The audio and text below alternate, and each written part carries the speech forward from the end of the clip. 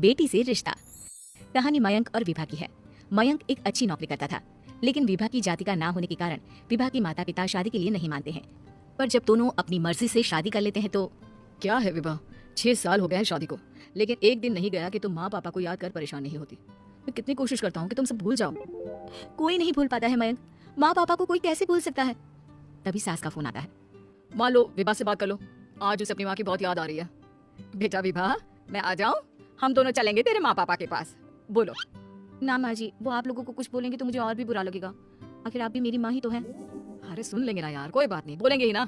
चलो माँ, मैं फोन रख रहा हूँ। वो क्या है ना, आज विभा को लेकर डॉक्टर के पास जाना है। बहुत दिनों से इसके सर पर लगातार दर्द हो रहा है। अरे हाँ हाँ, ले जा बेटा, सर दर्द को हल्के में नहीं लेना चाहिए। वैसे भी ना बहुत सोचती बहुत है।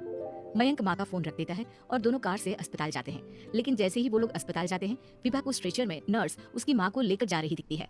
मयंक, माँ, मयंक वो मेरी माँ है। इतने सालों बाद देखी भी तो इस हाल में मैं उनके पास जा रही हूँ। अरे रुको, कहीं वो लोग तुम्हें देखकर और परेशान ना हो जाए, या फिर तुम्हें कुछ बोल ना दे विभा, तुम फिर परेशान हो जाओगी। मयंक कैसी बात कर रहे हो, वो माँ है मेरी। विभा पास खड़े अपने चाचा चाची से बात करने की कोशिश करती है, लेकिन वाह, तेरे जैसी बेटी जिसकी हो वो तो मर ही जाए तो अच्छा है। वैसे पार्क में पैर फिसला है तेरी माँ का, रीढ़ की हड्डी टूटी है। रिद्धि को चाची की बात का बिल्कुल बुरा नहीं लगता। शायद वो सुन ही नहीं रही थी कि चाची क्या कह रही थी। वो सीधे माँ के कमरे में जाती है। कौन है आप? ये मेरी माँ है, मेरा नाम रिद्धि। रिद्धि नाम है ना आपका? दर्द में भी ये आपका ही नाम ले रही थी। हाँ, ये सुनते ही रिद्धि का कलेजा मुंह में आ जाता है। ये वही माँ है जिसने कड़े शब्दों में ये कह दिया था कि अब तेरा मेरा रिश्ता खत्म। फिर रिद्धि का पति मयंक भी वहां आ जाता है। सामने खड़े होते हैं रिद्धि के पिता। पापा, क्या हुआ माँ को? वो पार्क में गिर पड़ी, रीढ़ की हड्डी में चोट आई है। रिद्धि पिता की तरफ देखती है, लेकिन पिता मुंह फेर लेते हैं। पता है मयंक, माँ दर्द में मेरा नाम ले रही थी।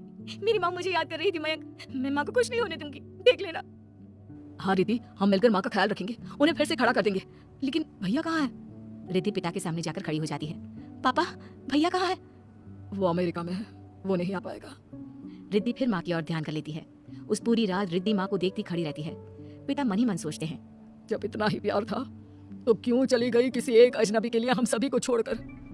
तभी डॉक्टर बाहर आते हैं। आपकी वाइफ को होश आ गया है, क्या मैं उनसे मिल सकता हूँ? जी नहीं, वो बार बार अपनी बेटी का नाम ले रही है। रिद्धि बेटा, तुम अंदर चली जाओ। माँ रिद्धि को देखकर रोने लगती है। बेटा, माँ के गले लग जा। मैंने तो सोचा था तेरा चेहरा देखे बिना ही मर जाऊंगी।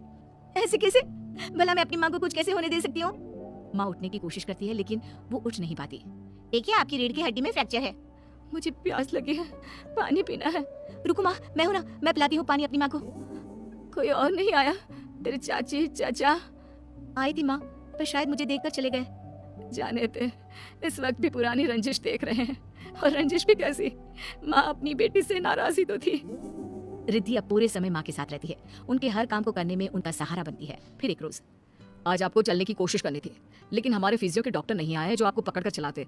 तो फिर आज डॉक्टर साहब, मैं हूं ना, मैं माँ को चलने में मदद करूंगी। रिद्धि माँ को चलाती फिराती, उनके खाने पीने का ख्याल